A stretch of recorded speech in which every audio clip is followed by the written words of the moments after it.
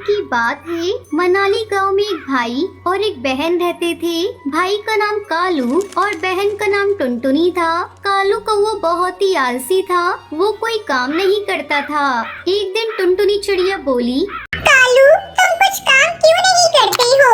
जब देखो खेलते रहते हो। मैं और माँ कब तक तुम्हें ऐसे ही बोलते रहेंगे? तुम भी तो कुछ समझा करो। मेरी मर्जी, मैं जो मर्जी करूं। मैं तुमसे छोटा हूं, जो मेरा दिल करेगा मैं वही करूंगा। जब मेरा समय आएगा तब मैं काम कर लूंगा।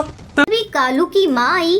कालू, ऐसे बात कर रहे हो तुम अपनी बहन से? चलो माफी मांगो, वो तो तुम्हें सही ही कह रही थी। कालू कौवे को गुस्सा आ गया और वो घर से बाहर चला गया। टुनटुनी चिड़िया भी कालू कौवे को देखकर उसके पीछे पीछे चली गई। तभी टुनटुनी बोली, अरे कालू भैया, ओ कालू भैया, इतने गुस्से में कहाँ जा रहे हो?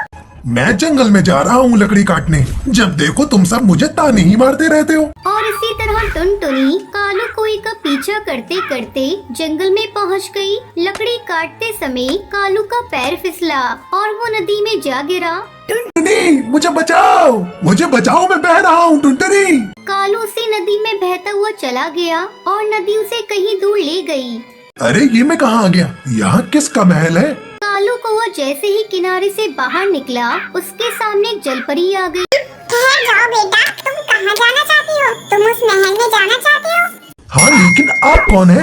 मैं जलपरी हूँ और किनारे पर एक जादुई महल है। उस महल में तुम्हें जो चाहिए वह मिल जाएगा। जलपरी जी, जो भी चाहूँ, यानी कि खेलना, खाना पीना सब कुछ? हाँ, मैं तो उस महल की रखवाली करती हूँ। जलपरी जी, मुझे भी उस जादुई महल में जाना है। मैं कुछ समय अपने घर वालों से दूर रहकर यहाँ रहूंगा। मेरे घर वाले तब मुझे समझेंगे। तुम महल में तो रह सकती हो, लेकिन मेरी इजाजत के बिना बाहर नहीं आ सकते। हाँ जलपरी जी, ठीक है। तभी कालू कौवा महल में चला गया और तभी महल का दरवाजा बंद हो गया। कितना सुंदर और बड़ा महल है। अब तो मैं बड़े मजे से रहूंगा, खाऊंगा और पीऊंगा।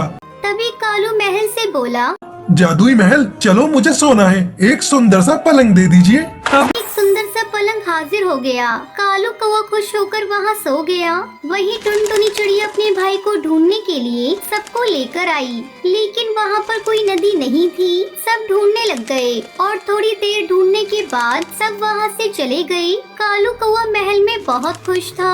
जब वो खाने को मांगता तो खाना आ जाता। अब वो पूरे दिन खेलता कूदता रहता। कालू कौवा कुछ दिन तक तो खुश था, लेकिन फिर उदास रहने लगा। उसे घर की माँ की याद सताने लगी और एक दिन उसने खुद से कहा, मुझे सबकी याद आ रही है। मैं इतने दिनों से यहाँ हूँ, सब बहुत परेशान हो रहे होंगे। मुझे जाना चाहिए।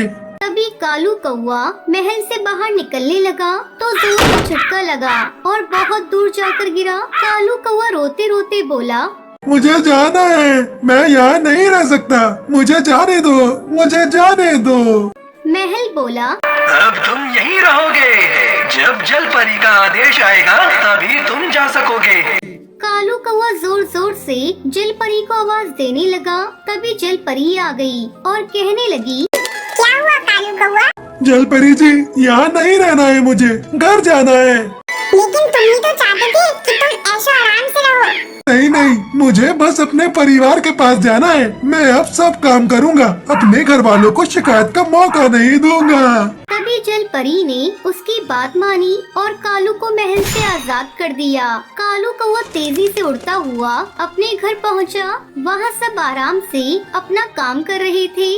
अरे कालू, क्या हुआ? तुम तो अभी जंगल गए थे ना, लकड़ी काटने। मैं भी तुम्हारे साथ ही थी, लेकिन तुम दिखी ही नहीं, तो मैं वापस आ गई। कालू कौवा सोचने लगा, मैं तो काफी दिन से घर से बाहर जादुई महल में था, लेकिन टुनटुनी ऐसा क्यों बोल रही है कि मैं अभी गया था? कालू कौवे को पता नहीं था कि वो जब तक जादुई महल में था समय वही रुका हुआ था। टुनटुनी चिड़िया सब कुछ भूल चुकी थी, इसलिए किसी को पता नहीं चला ये सब जादुई महल का जादू है। ये सिर्फ कालू कौवा ही जानता था। अगली सुबह जल्दी उठकर कालू कौवा बाहर जंगल में लकड़ी काटने चला गया। जब वो लौटा तब माँ और टुनटुनी उसके पास आई और कहने लगी, कालू बेटा, तुम तो बड़े मेहनती हो गए हो, हमें माफ कर दो, हम तुम्हें ऐसे ही डांटते थे। नहीं माँ, अब मुझे समझ आ गया कि काम कितना जरूरी है। अब मैं आराम नहीं करूँगा, काम करूँगा। इस तरह माँ और टुनटुनी दोनों ने कालू को गले लगा लिया।